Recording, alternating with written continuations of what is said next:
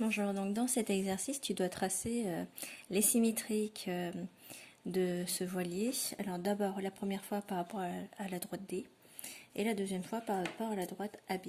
Donc il faut le faire point par point. Il faut être patient et le faire point par point. Pour le point A, pour le point B, pour le point C, D, E, F, G, H, I, puis ici aussi, mais je ne l'ai pas nommé.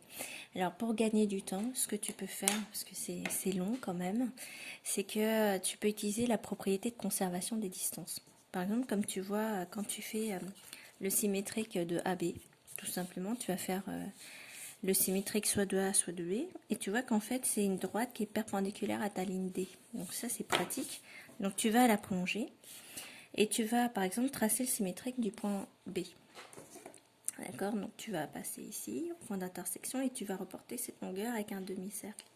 Donc de B, tu retombes sur B', d'accord. Alors, l'intérêt de la conservation des longueurs, c'est que tu as ces droites-là, et tu vois que la longueur AB, tu vas la reporter tout simplement là. Et tu peux reconstruire ton voilier progressivement de cette façon-là.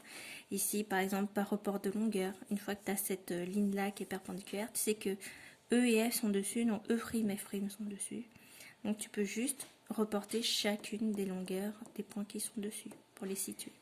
Ça te fera en fait une manipulation un tout petit peu plus rapide. Voilà.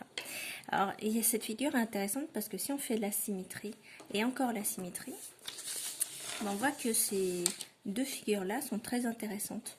Parce que là, il y a une inversion, mais pas par effet miroir.